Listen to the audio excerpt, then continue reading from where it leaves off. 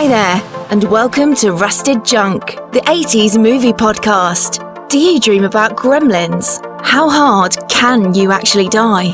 Does Barry Manilow know that you raid his wardrobe? If those mean something to you, then you're in the right place. This season, we're all about a dip into the 90s. So over to Charlie, Amanda, Joe and Dom for the film. Hello and welcome to Season 8. See, we're an 80s movies podcast, but this season it's a dip in the 90s. So we are going to cover 90s films. So I just wanted to get that out, right out the door. This is what we're doing this time. So before I tell you what film we're going to be covering, I want to introduce Joe. Joe, do you want to say hello? Hello.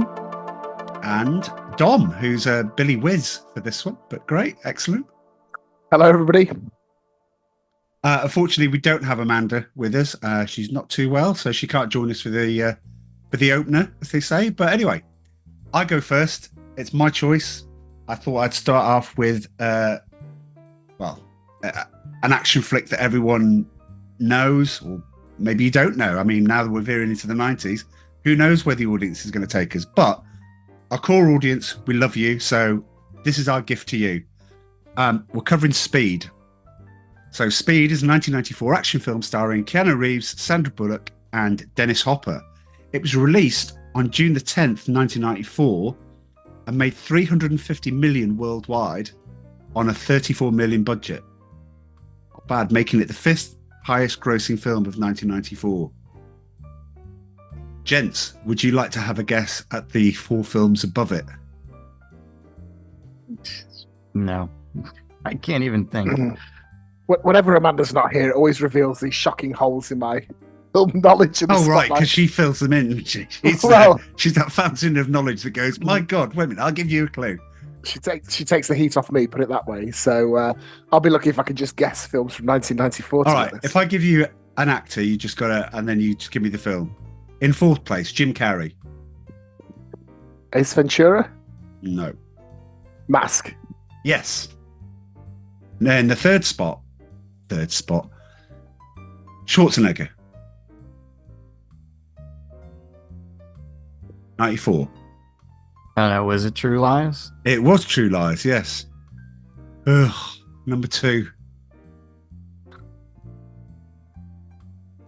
Life is like a box of chocolates.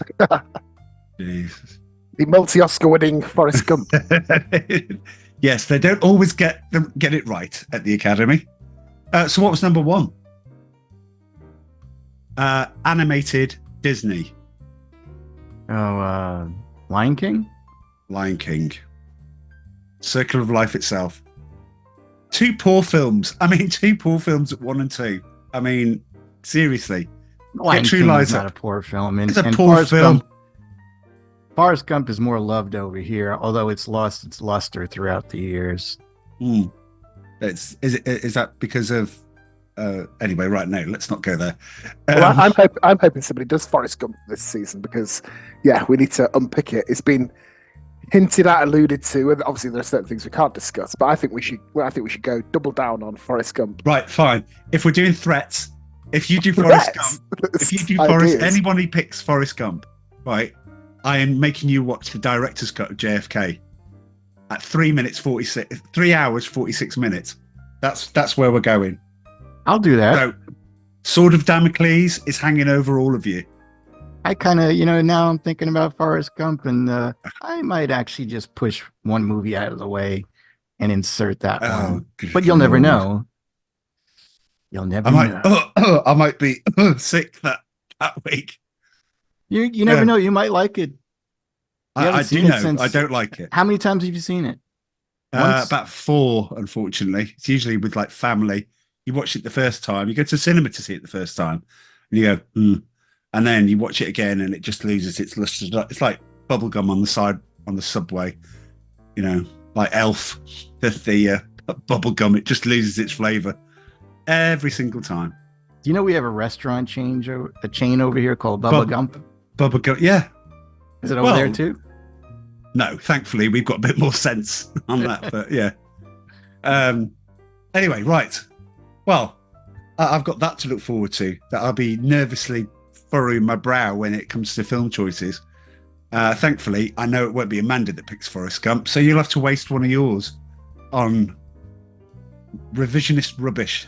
Anyway, let's go on to the trailer. And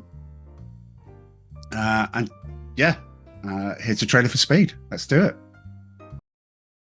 All right, pop quiz. Airport. Gunman with one hostage. He's using her for cover. He's almost to a plane. You're 100 feet away. What do you think? Shoot the hostage. What? Go for the good wound and he can't get to the plane with her. Clear shot. You're deeply nuts, you know that? All right, gentlemen, what we have here are 13 passengers in an express elevator. Bomb's already taken out cables. Bomber wants $3 million or he blows the emergency brakes. Anything else that'll keep this elevator from falling? The basement. He can strike anywhere, at any time. Will the mystery guest please sign in? Why are they messing with me? Do they think I'm doing this for fun? For LA cop Jack Traven. Tell me again, Harry, why did I take this job? Oh, come on, 30 more years of this, you get a tiny pension and a cheap gold watch. Cool. The game began. Very exciting, Jack. Some close calls, huh? When someone put the city of Los Angeles to the ultimate test. Pop quiz, hotshot. There's a bomb on a bus. Once the bus goes 50 miles an hour, the bomb is armed. If it drops below 50, it blows up. What do you do? What do you do? Now. Are you insured? Yeah, why? He's the only solution. We just got a ransom demand from your terrorist. Says he's rigged the city bus. Where's Jack? Where do you think? Stay on or get off. Get off. This is much better. Everybody hold on!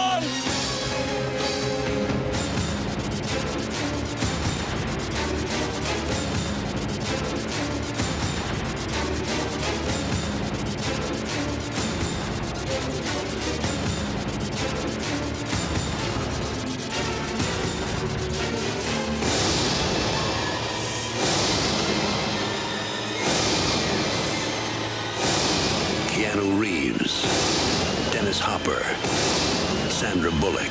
Pop quiz. You have a hair trigger aimed at your head. What do you do? What do you do? Speed. Get ready for rush hour. Action-packed. If you'd watched that trailer, then yeah, you would want to go. You'd want to go and see it. It's good. It's decent enough. Yeah. In a shocking lapse of professionalism, we neglected to watch the trailer before the. I watched it, so at least I started. know. So Joe and I will just nod politely and Just Yeah, I didn't know out. what to say. I didn't know It was if I a good should pretend trailer. that I saw it. It was only when I said let's do the trailer that I realised you hadn't seen it. I've seen it, and it's good. It's a good trailer. It's a strong start to season 9. This is, yeah. I love Well, that at least we trailer, put the trailer man. in. I mean, at least the trailer went in. So I mean, that's something. We are getting better. We're a host down. We've got bogged down in a Forrest Gump controversy within the first 5 minutes of the pod. We always get involved in Forrest. Forrest Gump should be banned. Well, anyway, should be just banned. I was about to say from the podcast, but anyway, why did I pick Speed? Because I think it's a bona fide action classic. I think it's definitely up there. I think you've got Keanu Reeves coming off the introduction of the 80s. You know, obviously Bill and Ted. I don't know whether or not you'd say Bill and Ted was his breakout movie. I don't know. But then you've got Point Break, and then you've got this. Yes, there are other films in between. We'll go into that in roll call. But my goodness, I mean, I think it's a film that's got everything. I think it's a film that I remember, you know, looking forward to watching, especially after Point Break. And for me, it didn't disappoint. So it was a no-brainer to start the season off with something like this. We will go around different genres, I'm sure. We'll pick different types of films, but let's start off with a banger, as they say. How old were you when you saw the movie? So I would have been 22. So yeah, I was in Newcastle upon Tyne, so I remember going to see it in Newcastle upon Tyne at the time. Yeah, and loving it, and coming out and going again. I think a week later, because just in case I missed something. I mean, I have watched this film quite a few times. The acting in it. I mean, Dennis Hopper. Yes, he's hamming it up completely from what he normally does, but plays a good villain. Joe, what do you think? Yeah, I remember when this came out.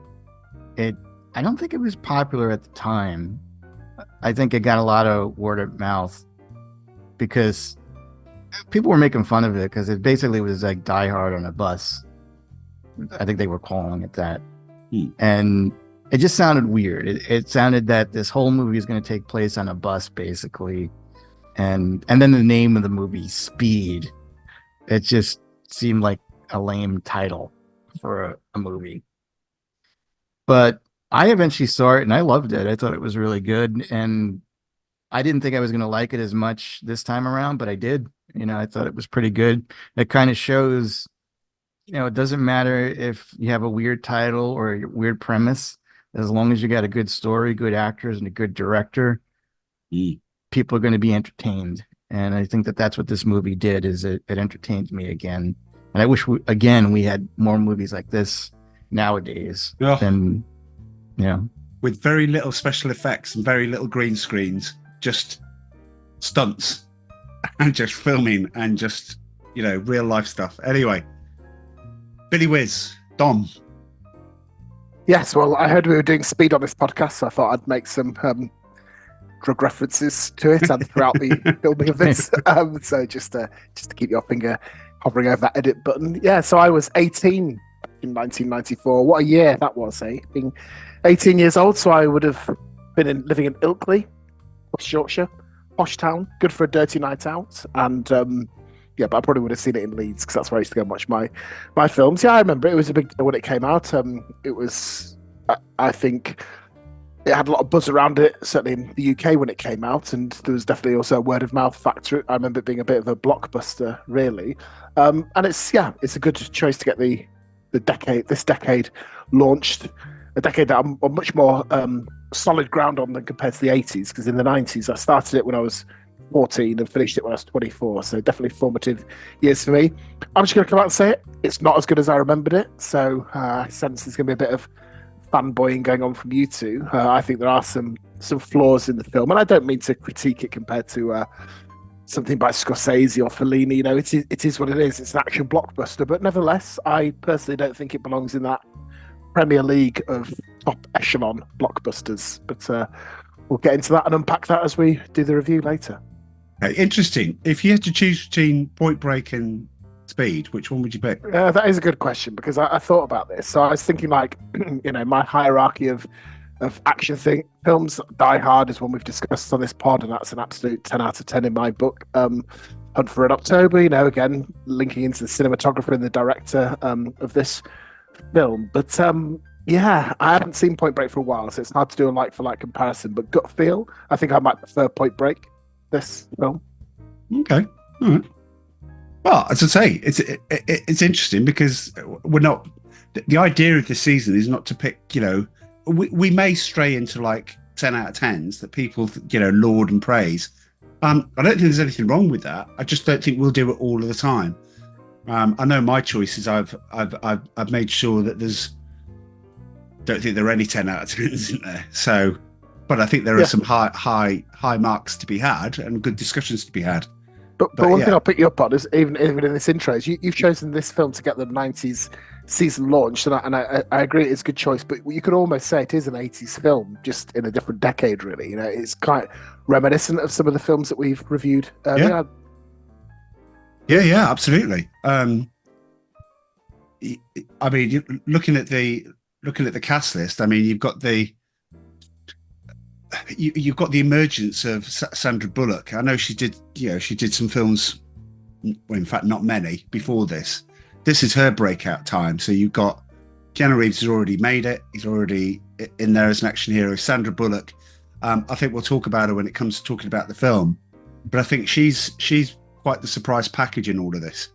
She's you don't expect some. I don't know who else I'd put in her role, for example. But I mean, we'll get to it when we talk about the film. But well, I do think that's interesting. So just to foreshadow that discussion, I think one's view of Sandra Bullock is going to be fairly fundamental to your enjoyment of this film. So I did a bit of crowdsourcing ahead of this. So I watched this film with both my daughters. One's 15, one's 12. Oh, okay. And a friend of mine watched this. So I've got their scores, I've got their feedback written down in front of me and around my mind. But Sandra Bullock was definitely far from being a universal, unanimous shoo-in for a popular choice for that role. So yeah, it'd be good to explore her, as we no doubt will do when we get to roll call. Yeah. I agree. She was pretty attractive. I did have the hots for her at one point, but then when I watched this movie, I was like, she wasn't that. I mean, she was okay, but I could have seen other actresses playing in that role for sure. Yeah. I've even heard more scathing feedback than that, Joe. Stealing a living is a phrase I've heard applied to Sandra Bullock. And actually, if you look at her filmography, but I know we're tripping into roll call here, then we'll get into that. Don't have any substance. What is her best film? I have things to say about her too. Good. Controversial thing. Get a drink inside you. I've ordered a gin and tonic on my family WhatsApp group to be delivered. So yeah, I need to get going. What? Get stuck in. Yeah. I was well, no. So I was going to make an inappropriate joke there, but yes, there's a G&T on its way. Oh, cool. Yeah. Very nice. Very nice. On that note, should we go into roll call then? Yeah. Here we go. Here's roll call. Roll call. Okay, so Keanu Reeves. Before we go into Keanu Reeves' roll call, I know I put this on the WhatsApp group, but seriously, one of Hollywood's nice guys, good guys, genuinely, does a lot. Just pops up in just the most unlikeliest of locations, at a wedding, throwing a football to a young lad who comes up and speaks to him and stuff, and he just seems like he's doing it for nothing in return. He's not doing it because he wants the Instagram shot. He wants it, he wants it to go viral. I don't think he cares if the cameras are there or not. I think he just wants to go and do it. He just wants to. It's strange because in the age of celebrity, and certainly in the age of more vapid celebrities these days than used to be, throwaway actors and actresses that you're supposed to get excited about on Netflix, and I'm like, don't even know who you are, and I don't know what film you were in before, but I probably didn't like it. So and that type of thing. The age of the movie star is dying, unfortunately. And then you've got Keanu Reeves, and you just think, do you know what? Tom Cruise, Keanu Reeves, there's still hope. Yeah, well, I mean, I definitely admire him. It's just amazing because he's one of those celebrities that likes to be anonymous when he does things too. He doesn't look for the spotlight. He doesn't call the press before he does something. He's just a nice friggin' guy. I mean, I've never heard anybody say, I can't stand Keanu Reeves. I hate Keanu Reeves movies. He's just a genuinely nice guy. I mean, from what I've seen and from what I've read, maybe there's skeletons in his closets, but I doubt it. And what's interesting too is that he was born in Beirut, and when you think of Beirut, you think of a lot of worn, torn, and probably not the nicest place in the world. And then he comes out of there, and I have a whole different impression of people from Lebanon after seeing what type of person he became. That he's very gentle, he's very reserved, he's bends over backwards for people. I think he really looks at people almost like he looks at life. I don't deserve this life. I know I make a lot of money, I have a lot of fame, but I'm no better than anybody else. And in a way, it's not fair for everybody else. And I think that's his contrition, is that he's trying to make everybody feel like either they're on his level or better than him. I mean, I always get that whenever I see him in an interview. Again, I think he's an amazing guy. I was going to say, like, some of his films, like, I never expected after Bill and Ted, which maybe that wasn't his first movie, because I could think of another movie around that time. Yeah, there were 3 before that. Was River's Edge? River's Edge was one of them, yeah. That was before or after? Before. Permanent Record. There was Bill and Ted, and then Dangerous Liaisons. Oh, yeah. So, yeah, I mean, is he the greatest actor in the world? No, of course he isn't. But can he deliver? Yes, because I mean, you've got John Wick. I mean, who's just, I mean, how can you have the fourth film be possibly better than the other 3? It's incredible to keep that up. It's just it's amazing. Dom, anyway, sorry. If you two have quite finished spending your loads here, I just got a few observations from my side. I think number one, he was born in Beirut, but I think it was like a diplomatic family. I don't think was it really? I don't think he was.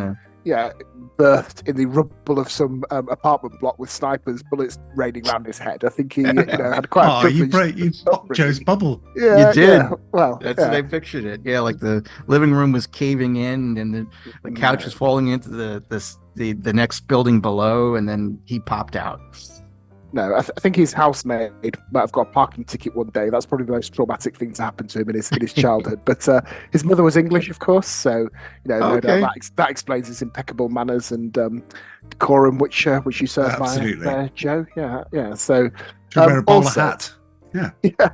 So he's raised by his English mother. I think that basically unlocks a secret to understanding Keanu Reeves.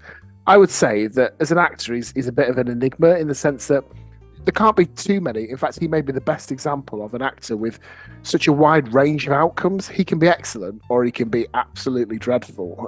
And, for every good film, which we'll talk about, I'm sure I can't talk about Keanu Reeves and not talk about The Matrix. Oh my God, he's been awful in some stuff. Bram Stoker's Dracula, anyone? Yes, yeah. Jonathan, he played Jonathan Harker, and it was just awful. If I'd cringed any harder, I'd be a fossil. That's how bad it was. Yeah, to say his mother's English, his English accent is hideous. Dick Van Dyke gave a sigh of relief and thought, "Thank God the heat's off me now." After he saw his performance in Don't forget, Don Cheadle is the worst English accent ever. I gotta hear that. Was that in Ocean's 11?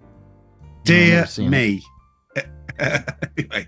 Yeah, so look, and I just think, is he a nice guy, isn't he? Who knows? I think it's interesting that Keanu Reeves gets some praise for bending over backwards, whereas Tom Hanks, allegedly doing the same thing, gets criticised for it. But he's not the one bending over backwards, Tom. But anyway, let's not go there. But I don't know. Go on, Joe. No, I was going to say Tom Hanks. I think he's got issues too. Well, he's definitely. I mean, if you look at his kids, one of them is always in trouble, but I also think that he's got a lot of power that he wields behind the scenes that we're just not, it's not out in the open. Not the nice guy I don't think he's Keanu Reeves. I can't, like, if they offered him that power, he'd go, "Oh, thanks guys, but no, I'm okay." He would. Would he though? Or is the Hollywood PR machine actually so slick that these kind of supposedly unposed photos of him having a sandwich or giving somebody 20 grand for a wedding, is that spontaneous? Right. Is it staged? Let's not be cynical. Let's not be cynical on this one. Let's just accept it for what it. Okay. Well, it works. It worked on me. I'm a sucker. Worked on me then. Well, I'm here to provide the antidote to that. Okay. Again, I would say like his acting is. He's like Clint Eastwood, I would say, or Cary Grant, where they're not great actors, but they have a great presence. They do, yes. For the most part, they play the same role all the time, and when they don't, like with Dracula and Dangerous Liaisons, it's a bad idea to have gotten involved. Oh, there's one roles. Worse than that, but we will. And I'm not talking about the law of diminishing returns, which is the Matrix quadrilogy. I haven't even watched the last one because I've heard it's that bad. It's bad enough that I watched Bill and Ted Face the Music and turned it off after 25 minutes, going, "This is not worth my time. This is dreadful. This is awful." So yes, there are some bad ones in there. I haven't mentioned the one that's probably the worst.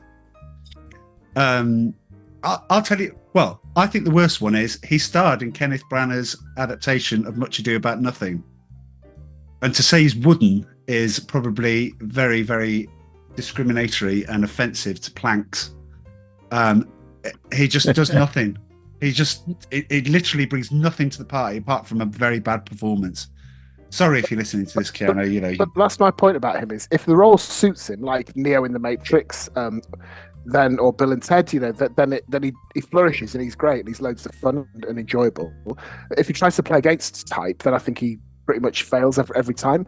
And one of the points I'd make about Speed is actually he's playing a little bit against type here. He's more of a kind of an 80s action hero, and he bulked up at the gym. He looks the part, but is he a convincing all-American action hero in the spirit of John McClane? Is the answer. Yeah.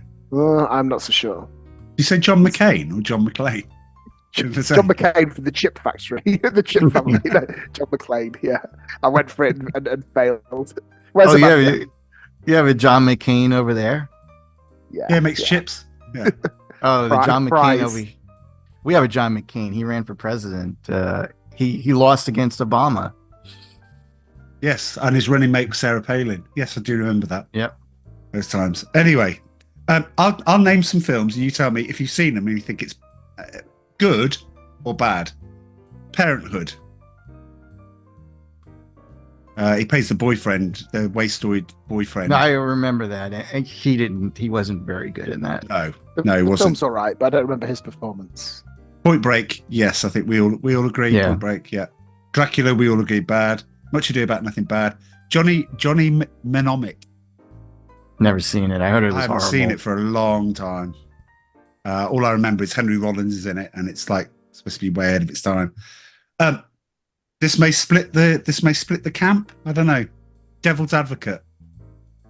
Good. I think he's good in that. I enjoyed it. Yeah, good film. Yeah. Good performance. I never seen that one. He's genuinely gonna. The Matrix. Yes, I think we all agree. Bona fide classics. Good, I mean, when you think again, Will Smith was going to take that role. Yeah, no. I'm just going to get Matrix 2. Was it Reloaded? Also, he's just a victim of the script, with those movies. I know 3 and, as I say, 4 pretty bad, but then Constantine, he was very good. I was going to mention that. Yeah. And number 2 is in production at the moment. They're making a sequel to it. I think a lot of people have been asking for a sequel to that for a long time. We've got a bit of a blip. The Day the Earth Stood Still, the remake. I never seen it. Pointless making it's like remaking Forbidden Planet. Just leave it alone. Leave it alone. John Wick 1, 2, 3, 4. 4 being, I think, the best one. He plays the Sage in this SpongeBob SquarePants movie. Which I think if you know his voice, you go, oh, it's Keanu Reeves. And then plays Duke Kaboom in Toy Story 4. Canada's greatest stuntman. That movie I didn't like at all. And he was no prize in that movie. Not that he did much, but yeah, no. No. But so you're right. There's some belters in there. There's some, okay. Yeah. And there's some that you go, I'd never watch again. We didn't dwell enough on Bill and Ted. Excellent adventure, decent film. Bogus Journey, one of those rare examples. Just as good. Better. Well, better, I think, yeah. Okay. And then Face the Music.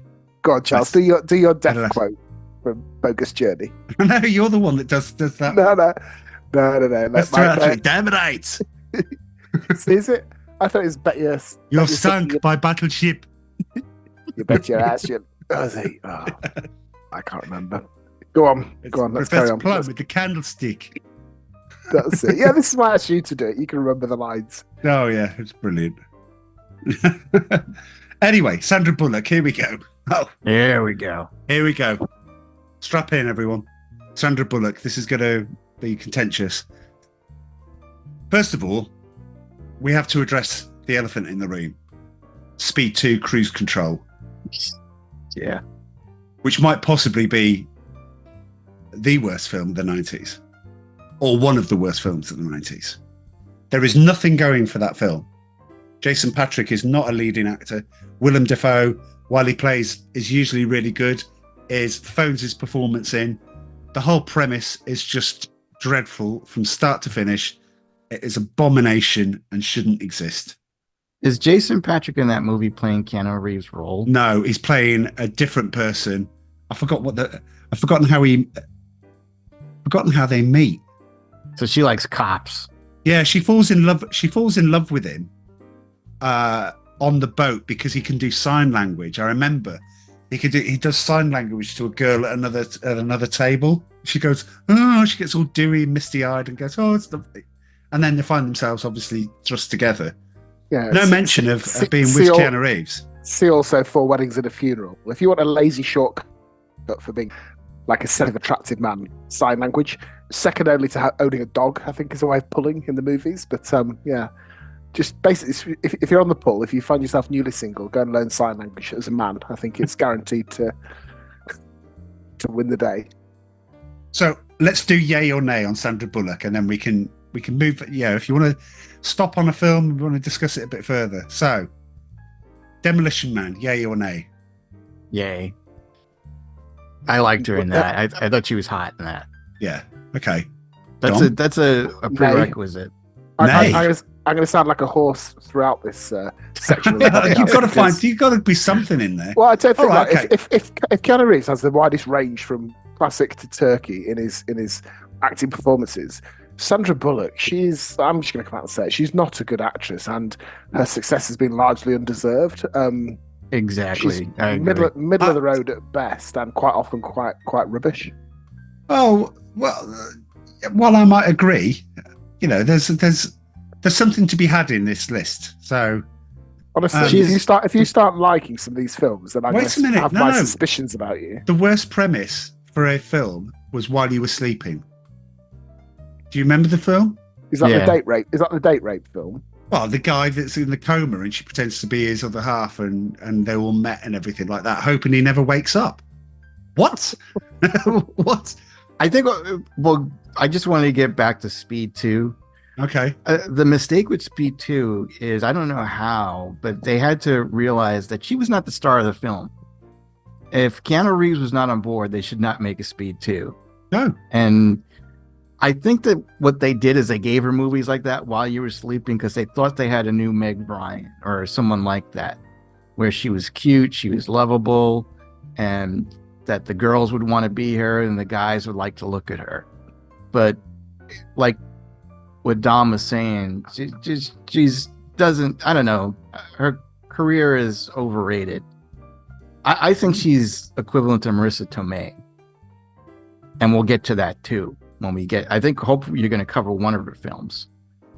I don't know that we will, but we may. I don't know if she's on my list. I do feel duty bound to shoehorn in an Oscar reference here. She has won an Academy Award for Best Actress. That's the film I was talking about. Oh, yeah. Okay, go for it, Joe. That's what I meant. No, that'd be a good choice if it's there. Where she plays the mom of the adopted football player. What's his name? It's called Blindside. That's a pointless answer. If I had a gun at my head, I wouldn't have remembered that film for Best Actress nomination. I saw that movie, and like you guys like to say, it's rubbish. And for her to basically get nominated, I think it was a mistake. Well, like Marissa Tomei, but to win. They won. Yeah, to win. Yeah. Like Marissa Tomei when she won her Oscar for My Cousin Vinny. That's not real. Same thing goes with. It wasn't with what her, was on the card, but anyway. Yeah, it's a load of crap. I think that they did another one with her. They're like, well, let's just give her one. I mean, I don't know who was nominated that year, but like who should have won? You mean? Yeah. And it's like, oh, Judi Dench, she's got a couple already, and who or whatever. I'm sure there was so many better actresses that were nominated than for what the role that she played. And again, I saw the movie and I was like, she didn't do anything good. All she did was she applied some fake Southern accent that didn't seem realistic whatsoever. Well, I've got the other roles here. So who was up for it that she beat? So Helen Mirren for The Last Station, Harry Mulligan for An Education, Gabori Sidibe for Precious, based on the novel Push by Sapphire, and Meryl Streep for Julie and Julia. So it wasn't a vintage year. It's not like I'd give that to Marissa Tomei, to be honest. after that list, it's a bit like, do you remember? Oscars 92, 93, whereby Al Pacino won for Scent of a Woman. Finally, he gets an Oscar. Not for The Godfather, not for Godfather Part 2, not for Scarface, not for Serpico, not for any of the roles, but he gets it for that. That is the Oscars going, I think we need to give him an award. And I think that's exactly what happened. That film and that performance are awful. Oh, come on. No, they are truly dreadful. In fact, it's like a pastiche now for Pacino thing. If anyone's going to do an Al Pacino impression these days, they do a massive overacting, slapping and rubbing his face and all that. The Marines, yeah. It's just, shamefully poor. I think he's more shameful than Robert De Niro just doing anything for money these days. Jeez. No, Rocky and Bullwinkle. Enough said. Done. No, honestly. It's Robert De Niro. Pacino should be more ashamed. Right, let's get through Sandra Bullock. Yay or nay? The Net. Nay, it's a dreadful film. Miss Congeniality, which loads of people seem to like. I've never watched. That was more of a chick flick, Okay. So it did. She did it. She served her purpose. Gravity. I think that's one of two good films she's made, just to save me saying I've never seen it. One. Gravity's it's not brilliant, but it's okay. I'd watch it again. And The Lost City, I thought was all right. Yes, because so I haven't watched The Lost City. She was the bad guy, bad girl, bad woman, bad person, whatever, in Minions. She was in Ocean's 8. Oh, she was good in Minions. I liked her in Minions. She was good in Minions, but she was dreadful, and everyone was dreadful in Ocean's 8. I never seen that. But then she was good in Bird Box. Oh, which I think she played a really good role in it. Then you got The Lost City. The last one I've got is Bullet Train, and I haven't watched that either, so I don't know. I do think, despite criticising her, there is scope for her to have a later stage career and for her to become more interesting, as it's less reliant on her supposed looks and girl next door attitude. If she could play some darker roles and a more mature performance, I'd be interested to see how that panned out, to be honest. And she's recently become a widow, and obviously that's pretty hard on her as well. So moving on, Dennis Hopper. Otherwise, we won't make it out a roll call. Dennis Hopper. Can I just read out the films and then we go yay or nay? And by all means, pick one out if you need to. Cool Hand Luke. He was in that. He was. I think yes. Yes. Well, yay. Although I don't remember him, but I like that movie. John. That's a great film, but yeah, he's not integral to it, is he? No, he's not. However, Easy Rider. Yeah, very good film. Yeah, 100%. Got Oscar nominated, didn't he, for his directorial debut? Because he also directed it. Apocalypse Now. Fantastic film. I don't remember in that either. What? He's the soldier that introduces Martin Sheen to Kurtz to Marlon Brando. Oh, really? Yeah, man. Jesus. Look, I think Joe's point before you start listing all is correct, which is like, with the exception of Easy Rider, and I would say Blue Velvet, that he's often a part of films, but he's not the main focus of it. And actually, as Speed as an example, yeah, but brings something to it. Yeah, I think he's great in Rumblefish, for example, which is the next one with Mickey Rourke. It's just an incredible film, and he's incredible in it. I've been wanting to watch that. In preparing for the pod, I was reading up on him, and apparently he was one of Hollywood's most notorious drug addicts through the 70s and 80s, which is why he's, often only a smaller part in films. So, production was often delayed in his films by his unreliable behaviour. Stated in New Hollywood History, Easy Rider's Raging Bulls, that Hopper's cocaine intake had reached 3 grams a day by this time, complemented by 30 beers, marijuana, and Cuba Libres. According to Rolling Stone magazine, Hopper was one of Hollywood's most notorious drug addicts for 20 years. He spent much of the 70s and 80s living as an outcast in New Mexico after the success of Easy Rider, and was notorious for his troubled relationships with women. including one of the mamas and papas, the Slimber one, who he was married to for 8 days in the 70s. So yeah, he lived a full and rich, varied life. He was also a drug addict and alcoholic, which is why he's never leading man material. Well, no, he's never been a leading man. No. I guess except for Blue Velvet. Yeah, and that's a brilliant. And in that, he plays a drug-addled, womanizing. Easy Rider. He's a joint leading man, I would say. Yeah. But you've also got appalling choices like Texas Chainsaw Massacre 2, which is dreadful. It's a grubby film. It's not horror. It's just not good. He's brilliant in a film called Red Rock West. Unfortunately, another bad choice. He was King Koopa in the ill-fated Super Mario Brothers with Bob Hoskins. He was in that. But Waterworld, another bad choice. True Romance, though. Oh, and he's brilliant in True Romance. I don't remember him in True Romance. He's Christian Slater's dad.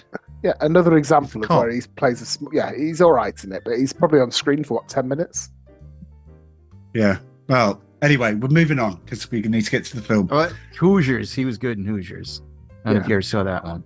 Never. No. I things that I don't know and don't mean anything to me, I just skip past. Well, that's what he got his second Oscar for, was Hoosiers. Was it? Oh, okay. Yeah. See, this is why you should check it out. Gene Hackman's in it. Barbara Hershey. It's a really good movie. Oh, okay. Feel good movie. Jeff Daniels. As soon as you mention Jeff Daniels, what do you think? What's the role? Dumb and Dumber. It's got to be. It's got to be. He deserves loads of credit for being able to do that to his more sort of dad roles. Because 101 Dalmatians, that kind of mainstream fare that he does. He's in The Martian, playing an unflappable, which I saw last week. The first time, yeah. No. It just started on BBC Three of all things. No, I went, Martian, I haven't seen this for a while, and just transfixed with it. Great film. I quite like, as a little subgenre, space films. That's why I quite like Gravity with Sandra Bullock as well. I do like things set in space. Yeah. That's a good film. We're just looking at his breakout film, Something Wild with Melanie Griffith.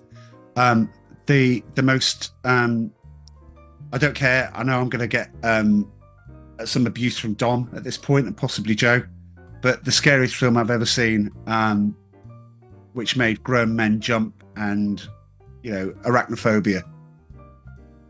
I'm sorry, if you don't like spiders, you ain't going to like arachnophobia. You ain't going to like jumping spiders. So, arachnophobia. The clues in the title. Yeah. PG film. There were big men going, oh, God. So, yeah, I remember seeing that. Dumb and Dumber, and obviously the sequel to that as well. The Newsroom, which is a great series, an Aaron Sorkin series. He's wonderful at that. And again, I had The Martian. Moving on. Joe Morton, who played the captain. He's one of my favourite people in this film. I think he plays such a good... it was Captain McMahon, I think. He's just brilliant in this film. But anyone recognise him from anything? Anyone? Well, Terminator 2. Terminator 2. He does pop up in Speed 2. Unfortunately. Yeah, bad decisions all round. Let's get all of the cast except the one that actually makes a difference. He was in Executive Decision, which I think is an exceptionally good film. Kurt Russell, Steven Seagal, brilliant. I just think it's a good film. But then it looks like I'm on my own on that one. He was in Blues Brothers 2000, which God knows why that was ever made. He was in Batman vs Superman and Justice League as Silas Stone. Can you tell me who that was, Joe? That was Cyborg's father. He was the one who put him together. Right. Okay. That's why we have you from Nerd Alert, amongst many reasons. And Godzilla King of Monsters, which is dreadful. Last one. Please tell me it's Alan Ruck. It is. Excellent. Good. I know somebody who thinks Alan Ruck looks like Edward Norton. What? Discuss. If you pull Ed Norton's face up slightly, I could see that. Yeah. Okay. Good. Well, there you go. You didn't dismiss it quite as out of hand as I did, but I like the fact that I've written Ferris Bueller's Day Off, Cameron Fry, which is why I'm Cameron Fry on the podcast for those that are watching. He was in Class. We will do Class at some point. Rob Lowe, Andrew McCarthy, Jacqueline Bisset, Alan Ruck and John Cusack is in it as well. But we will do that at some point. Young Guns 2. He played Captain Harriman in Star Trek Generations, the guy that was leading out the flagship until he asked Kirk to take over. He was in Twister, so another Jan de Bont film. He played Rabbit, and he was in the TV series Masters of Sex, which I didn't watch. How can you mention Masters of Sex? Because his famous TV role is Succession. Have you not seen Succession? No, is he in that? Oh yeah, he plays one of the sons of the Rupert Murdoch figure in Succession. Joe, did you watch it? No, I haven't seen it either. Oh, gentlemen! Oh my God! Right, I would say, is it the best TV show of the rubbish? What? I heard it's very good. Succession is brilliant. It's chef's kiss. It's such good TV. So basically, well, anyway, he's good in it. He plays the eldest son, so should be the heir apparent, but he's like a hapless loser compared to his brothers, and he's very, very good in it. So if you like Alan Ruck, I'd certainly encourage you to watch Succession, and it's just a brilliant TV series, even if you haven't, even if you're not an Alan Ruck fan. Another reason why I don't watch Succession is it was written by Jesse Armstrong. And Jesse Armstrong lived in Oswestry and came to a party of mine in the 80s. And he just drank all the beer and then just buggered off. And I was like, right, okay. Jesse Armstrong, you've got a bit of a claim Peep Show fame as well. Peep Show fame, whatever. So I've got there's people in Oswestry that genuinely don't like him for other different reasons. He just was he in Peep Show? Because I did watch Peep Show. No, he wrote Peep Show. Oh, he wrote it. Okay. Yeah. You like Peep Show? Okay. I did like Peep Show. That was pretty cool. I was talking about Peep Show the other day. Big Sue's from Peep Show. She's in the royal family now. Yeah. Yeah. She's at all the main events on the balcony. She's not quite inner circle, but she's second circle. Yeah, was she at Charles' inauguration, or was she at the funeral? No, she's married. I forget who she's married to. It's not. Anyway, she's one of these. Members of the royal family / parasitic bloodsuckers, depending on your political point of view. But yeah, she's well in there now, and she's unlikely to be talking about up the Republic. Up the Republic, eh? Oh, okay. Yep. I will say I like Big Sue's. I really like that. Yeah, don't like Prince Charles, but you like Big Sue's. That's fine. Well, honestly, Joe, do a bit. I don't have to like Prince Charles to like Big Sue's. True, absolutely. If you like a posh lass, Joe, or a posh sounding lass, and we're all partial to that.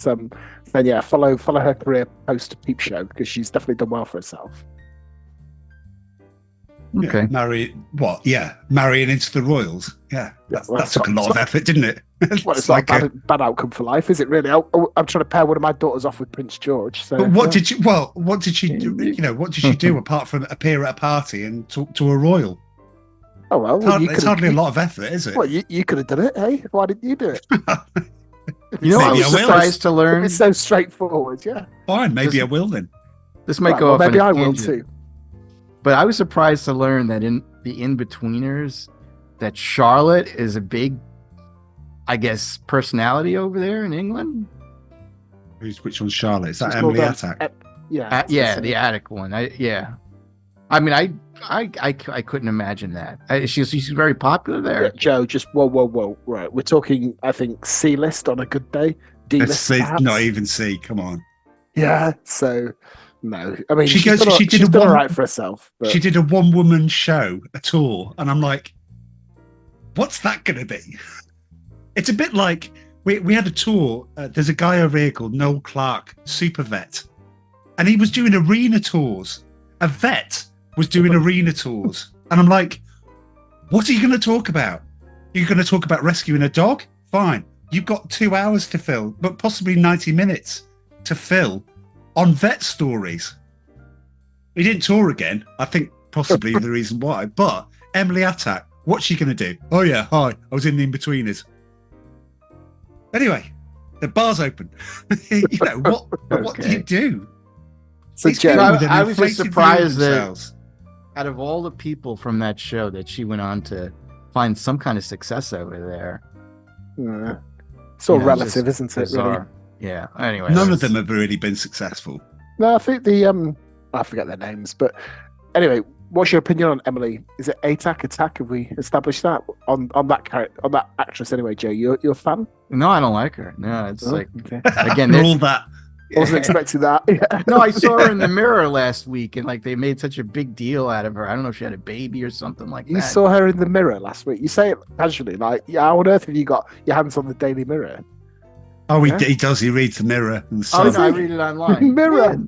Yeah, I find it interesting. Wow. Okay. Fair enough. Well, I mean, it's either the Mirror, the Mail, or the Sun, or something like that. Oh well, don't just use them interchangeably. Which newspaper you read or look at online these days, it determines your socio-economic class. So the Mirror, it means you're left-leaning, working class. The Sun means you're, well, let's not go there. But Charles, which paper do you read? I don't read a paper. Well, all right, maybe not the Telegraph, these days, but online. I used to read the Telegraph until the Telegraph went all woke. So you're right to the right of the Telegraph, yeah. No, I just prefer some. I prefer some decent sorts of things you writing. read they're only distributed in pamphlet form, aren't they? Those are handed round in surreptitiously at the back of smoky pubs, yeah. Certain dog tracks, yeah, on a night. Charles and his comrades. You know me well. Right, should we get to the film? Right. So. Right, let's talk about the film. Otherwise, we end up just doing a podcast where we talk about people that are in the film and then go, oh yeah, and there's something else we need to discuss. I just think we've flirted with your extreme right wing views, but we need to surface these later on in the 90s season, I think. And well, they may. Who knows? They may come up. Which pamphlets you are reading? I'll bring one of them. I did want to say something when we're talking about the film now, because I don't think you're going to mention this. The very, very, very beginning of this movie with the opening credits. Yeah. I thought that was the worst opening credits scene ever. It seemed like it went on forever. I mean, and what kind of building were they in? Like a 300-story building? It was very laborious, the start. You're thinking, oh, this is quite innovative. They're doing this and they're doing that. And then, yeah, it's the same. Yeah, it's another one. Yeah, it's another one. Yeah, it got very boring very quickly. It's very, very Freudian. I think they did it, and it was tedious, but so that it was kind of juxtaposed with that guy getting stabbed in the ear. So you had boring generic lift shaft lift up, and then suddenly you get stabbed in the ear, doesn't he? That security guard. So that's what I thought the point of that was. You were watching with two teenagers, Dom. At that point, did you realise and did you think, oh, wait a minute, this might have a bit more blood and stuff in it than I remembered? No, honestly. Did they wince a bit, or were they all right? No, mate, look, teenagers, well, not even teenagers in Rose's case, they find whatever they want online. TikTok, don't they? So no, I think watching Speed's acceptable. Yeah, absolutely. I'd say I watched Die Hard at the cinema with Isabel on the 23rd of December this year. What was Speed rated? Was that R? I think it was a PG over here. I think it's 15, PG-13 or something. Charlie, I think it's 15. Which one's Speed? Yeah. That's a good question. Because Die Hard was R. I think that this would be considered more teen. Like, no, it was R over here too. I just looked at it. Well, okay. I was just typing it in and just seeing what it was, because probably going to give me your rating. Yeah, R means restricted. No one under 17 is allowed admitted to the film. Yeah, so it's equivalent of a 15. So it's 15 over here. Yeah, that's about right. Dodgy opening, but you, Dennis Hopper. Yeah, but then absolutely, and the film's obviously in three acts. It's a good opening act. I think it's got good tension in it. I think the idea of having the fact that he doesn't think that SWAT are going to come, the fact that he's a police officer, that's the thing that annoyed me a little bit, is that he's like going, oh, I hear things up there. Well, of course it is. It's a SWAT trying to rescue the people in there. So it's very unlikely that his plan was going to work, especially when they can go and work around. He's going to monitor every section. He's going to monitor people coming in. He's going to have the video, which we're going to find out, in the middle act with the bus. is covering all the bases, but yet doesn't cover the fact that the sounds that he's hearing are people trying to rescue the people in the lift. That annoyed me slightly. But I do think the scene is very good, especially the scene where the lift's jumping down. You think could jump out and somebody could just get cut in half or lose a limb or something like that. Yeah. So, yeah. I thought the strength of the opening bit was Dennis Hopper. I think he's a non-typical villain. He's older.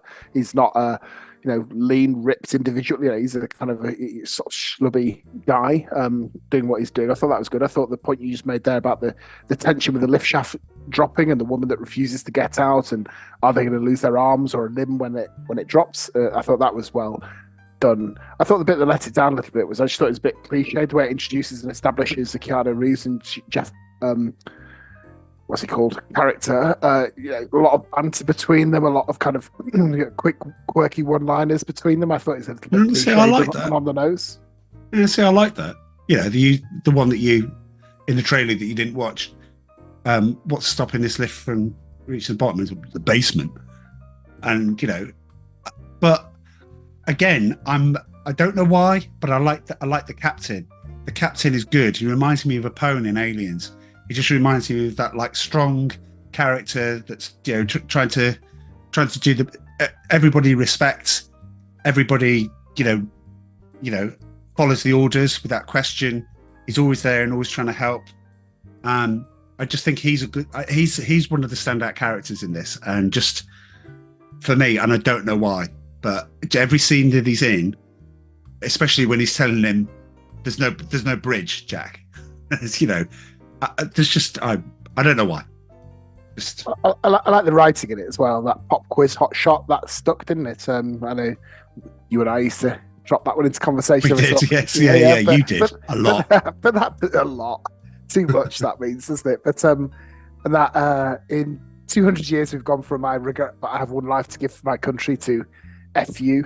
That's well done. So it reminds me a little bit of when those scripts that Quentin Tarantino used to tart up a little bit with some zingy one-liners and some more slightly intelligent discussion. And so I just think it's a little bit undermined when they fall back on a bit more cliched banter and interaction between the two police leads. And you can tell when somebody of a certain genre is given a script. I remember Tarantino was given the script for Crimson Tide, and said, "Can you just do something with this? Can you make it a bit more?" And that's where you get the Silver Surfers reference, and that's where you can see where Tarantino's put his little mark in. I didn't know that he fixed some of the script, or he wrote. Yeah, he went in and went, You need to establish this between the characters.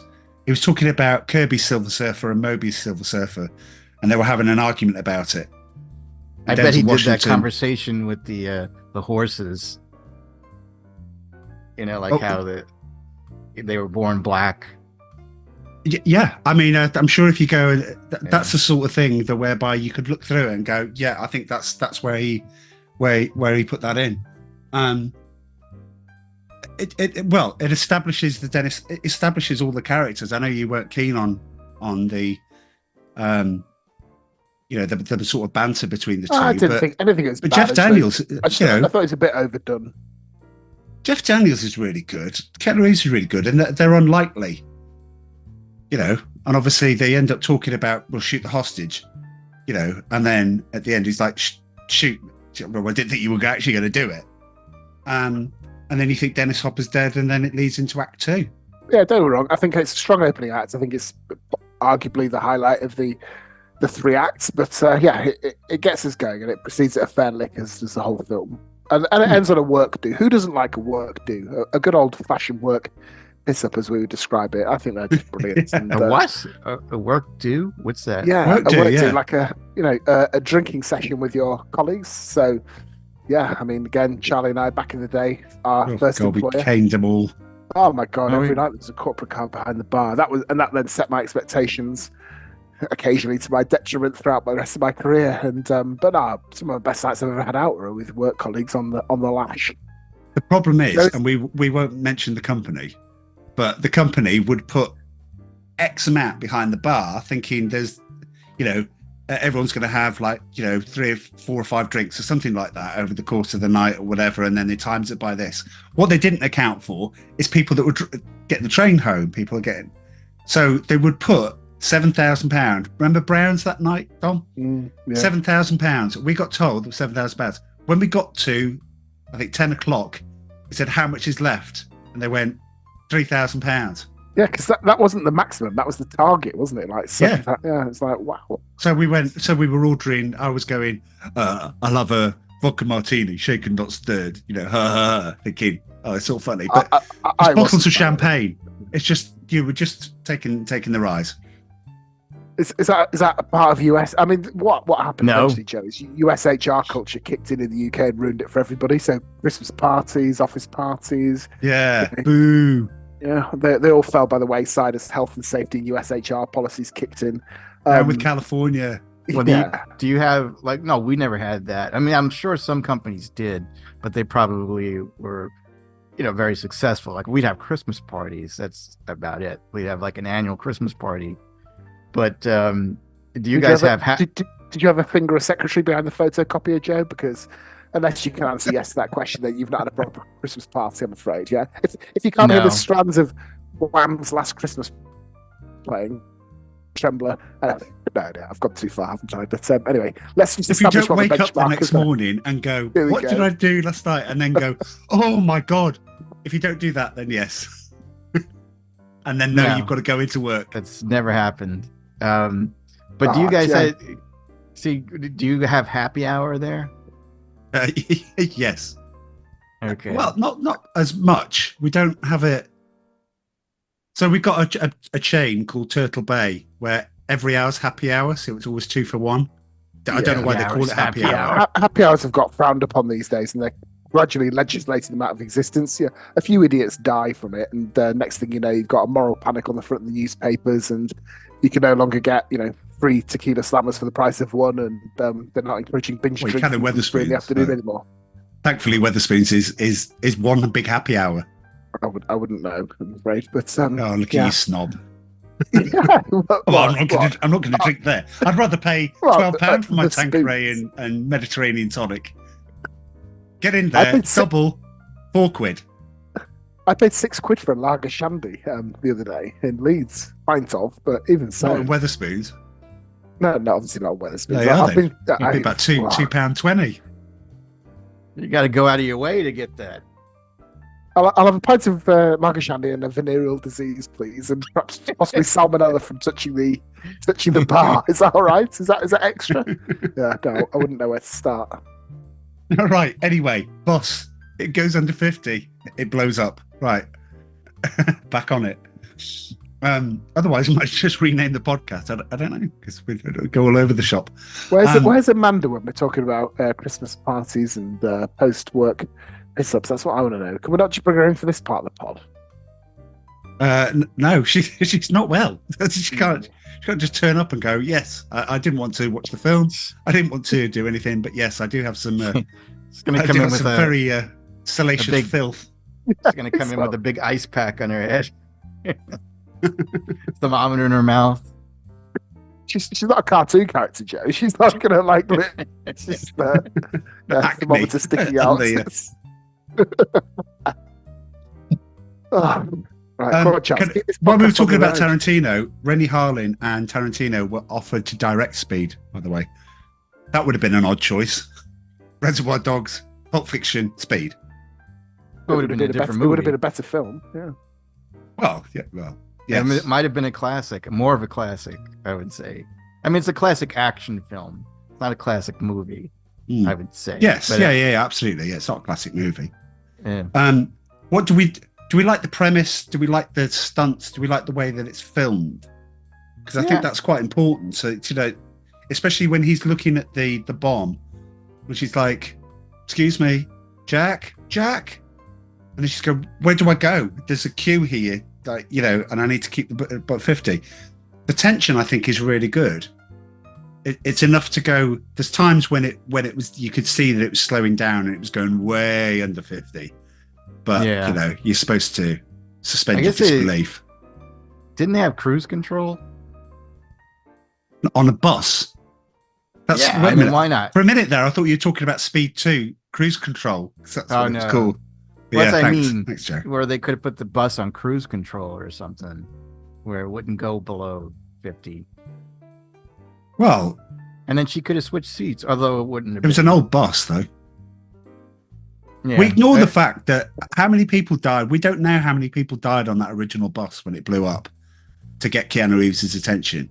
Was that more people or was it less people or whatever? But suffice to say, one of the things that Sandra Bullock, she actually learned to drive a bus and got her license so that she could look as if she knew sort of what she was doing when she was driving the bus, and she did drive in quite a lot of the scenes as well. So that's not bad.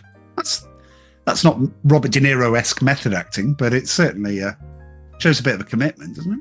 I think one of the things about this film is, can you imagine the difference between this being filmed in the US with Sandra Bullock driving the bus, or it being filmed in the UK with a UK bus full of its typical passengers making this film? Because that'd have been hilarious with the young kids sniffing glue at the back of the top deck, and the pensioners sitting there with their faces on. Yeah, I'd love to see it. And the guy taking a leak in the top corner where he thinks the mirror can't see him. Does a double-decker bus go over 50? I think it could. I think it could do. I don't think much over 50. You don't have that sort of room to play around with.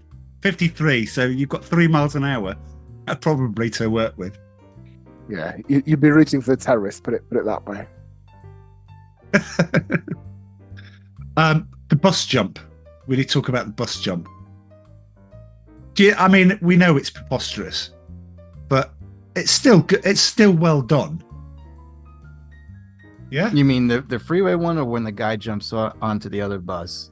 The freeway one. Oh, okay. Because I know that the bus jump wasn't in the original script. DeBonk came up with it when he noticed one of the sections missing of the 1I-05 freeway was missing. I don't. Sometimes I read this trivia and I go, I don't believe that, because I don't think that you would change the script of the film to include probably a very expensive bus jump stunt just based on, oh, well, that's not finished. Oh, that might be a good idea. Yeah, let's work that in. So what's the deal with that? Was that an actual stunt? Yeah, so the bus, what happened was the bus went over, so I remembered this, I didn't write it down. The bus is filmed on an elevator. You can go and like on a ramp, and it goes up and it leaves. So you've got all the cameras filmed there, but they didn't anticipate how far it would go. So it basically destroyed most of the cameras that are there. So they had to get new cameras and site them in a different place. The bus is supposed to look like it goes up and then makes it just. And I think it works.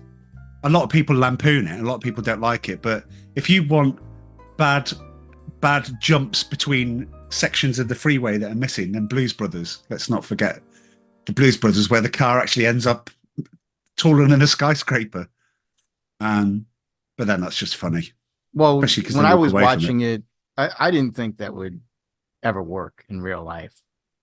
The way that they executed it, there's no way in hell if there wasn't a ramp that the stuntmen used, there was no way in hell that they would have been able to execute that. No, so that it goes up, so you can see the behind the scenes. It goes up, it leaves, they film it, and then just film the bus going on the ramp on the other side. So there is a freeway there. There was never a gap. It's all digital. That's possibly the only CGI. Well, probably some other moments. No, I get that, but story-wise, I'm just saying I don't think that they would have ever made it. No, there's no absolutely way. Not. It would have slowed. It would have had to slow down, despite the fact that he floored it and it was going 70.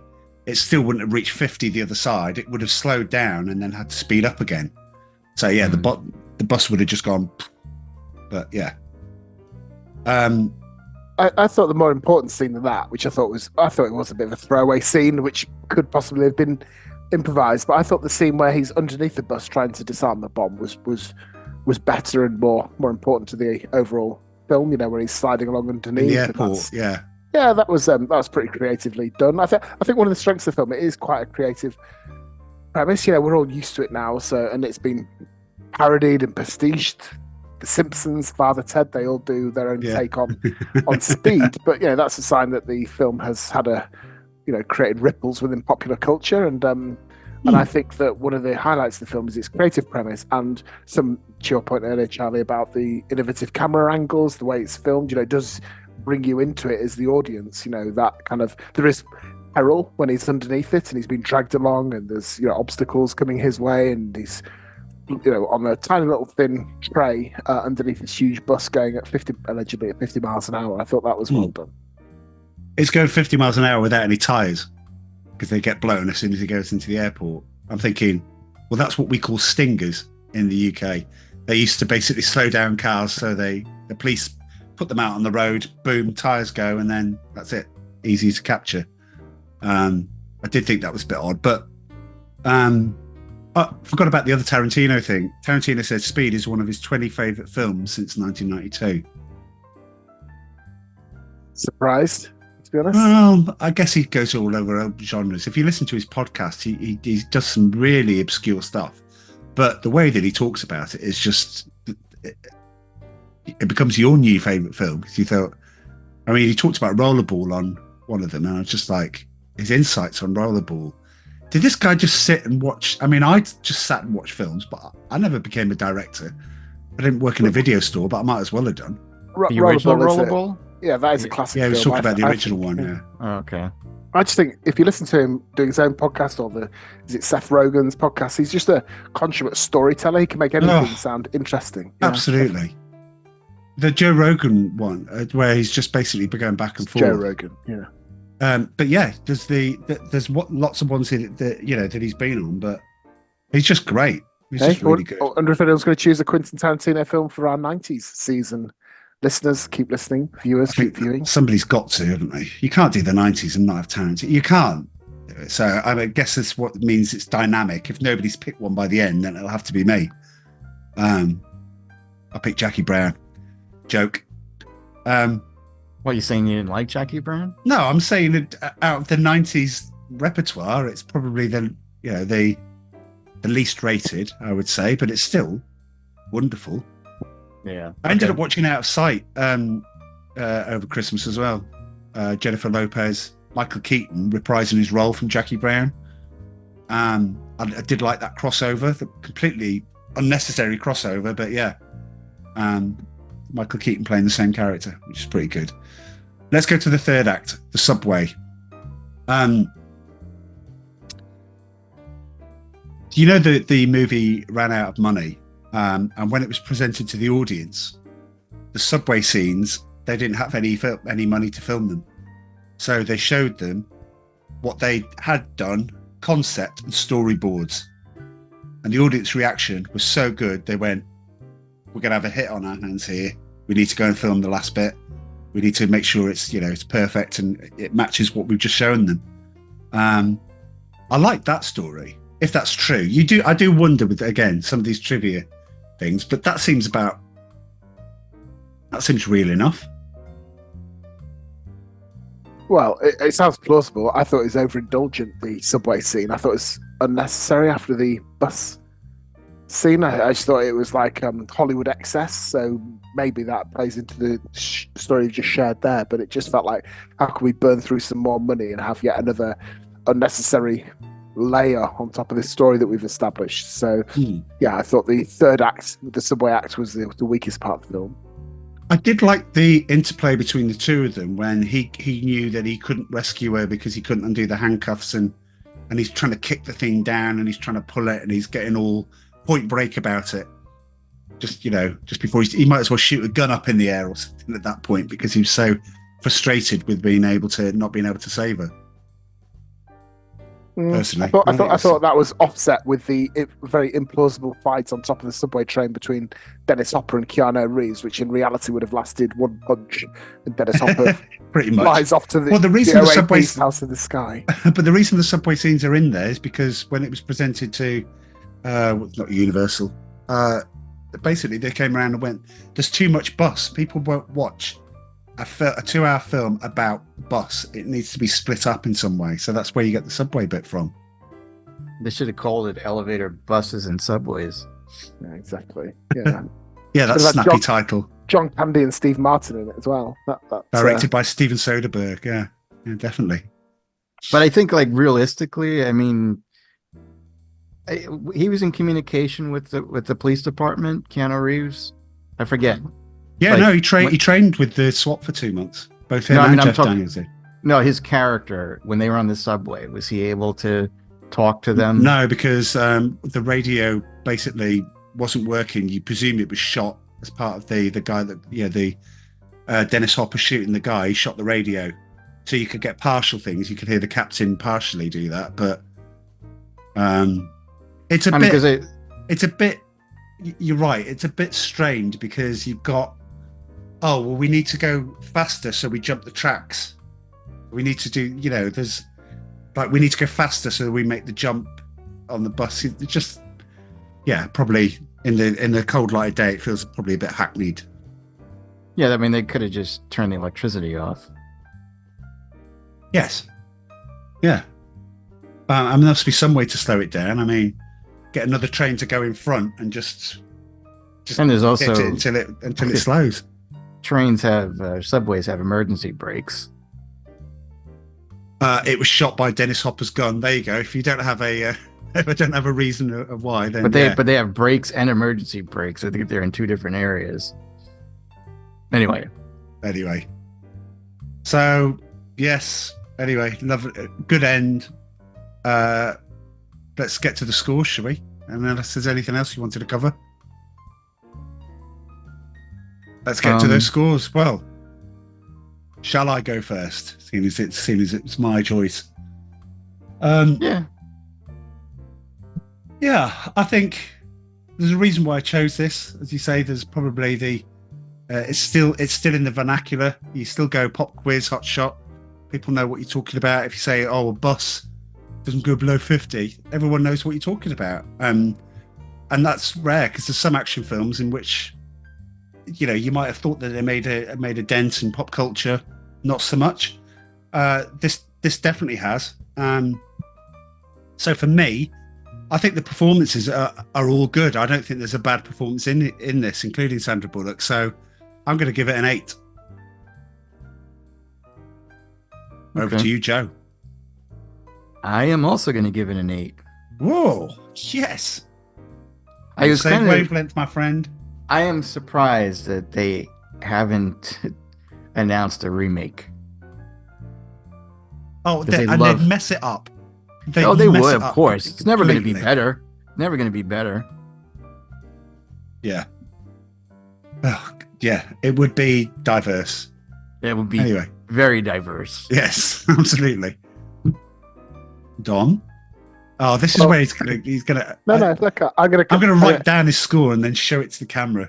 I'm gonna tantalize you first because I've got the scores from some of the people. Oh yeah, you've got other scores as well. They don't count towards the main. So we're actually going to keep an average this. But I would like to know the other scores. Right. So here's Rose's pithy comment. So it was good, but it spent too much time filming them in the bus. 7 out of 10 from Rose. Good, but too much bus. Too much time filming them in the bus. Isabel, thrilling, edge of your seat film makes the time go quickly. 8 out of 10 from Isabel. Wow. What was Rose? Sorry, what was Rose's? 7 out of 10. She gave it 7. Yeah. Okay. Friend of the pod, Frankie Giles, declared it bang average. 5 out of 10. Bang average, Jesus. All right, bang average, yeah. Oh, here comes Dom's 5. Yeah. All right. Well, I thought it was a creative film. It's although it is somewhat evocative of the 80s. It's the actual premise and the plot and so on. I do think deserves some brownie points for being creative. I think the writing is good, some good one-liners, quotable. Some of it still persists. I think Dennis Hopper's the best part of it. I just think it lacks something in comparison to the true action film classics, and I think a big chunk of that's to do with the two leads. For all their supposed chemistry and the fact that it launched their careers, I think Keanu Reeves and Sandra Bullock aren't wonderful, and could if we were going to ever do an inter-season section on who could you put into this film and make it better, I think there's a ton of people that could make this film better on both Keanu and Sandra Bullock's side. So look, it's good, it passes time, it's a good opener to our 90s season, but I'm going to give it a slightly lower 7 out of 10. Well, that's all right. I didn't think it was going to be. I thought it was going to be worse than that. Me too. Oh yeah, like that. Right. Well, we're going to go into the choice of the next film. I'm going to lose for about 60 seconds, maybe just a little bit more. I'm going to lose the people on the audio podcast, so you may want to switch into video. But I went through and I found one of the ticket stubs of all the films that I went to see in the 90s. Oh, jeez. Yeah. So Friday, the 14th of September, 1990, I went to see House Party. What else have we got? Boys in the Hood, second of November, 1991. Uncle Buck. They didn't have a date on it, so it was basically at the time National Lampoons. But here's the ticket that I wanted to say. I'm not sure you can see it. Die Hard 1 and 2. Starting at 10 to 10. And that's where they showed Die Hard 2 first, and then realised their mistake and said, do you want to stick around and watch Die Hard? Yeah. And so we emerged from there at about 2:30, 3:45 in the morning. How long did it take them to realize their mistake? After I don't know, because they just showed Die Hard 2 first, and I was like, it's supposed to be a double bill. Maybe they're not going to show it. If the projectionist should have seen immediately when it went Die Hard 2. Projectionist, Tom. These days, there's a button that somebody presses while they're inadvertently serving the nachos. They just remember to make sure that the robot's doing its job. But in the 90s, there was a projectionist, and they should have seen right away that, hey, all right, hold on, folks. I'm changing the reels. I made a mistake. I made a boo-boo. Well, it was good to see them both anyway, even though it was the censored version. So we didn't. The version we saw was the 15. Good not lord. The 18. So there was a lot of censors. A lot of f bombs taken out, and no icicle in the eye as well. Shocking. Anyway, bonus point for anyone that gets picks a film in the 90s that's in here. Okay. I don't know what you get. Probably my adulation that you picked something that I went to go see. However, there is Stallone's film Oscar in there that I noticed, and nobody needs to see that. But anyway, I digress. Joe, we can wait no longer.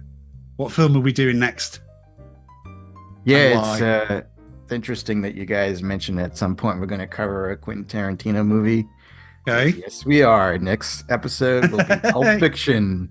Hey! Right. Excellent.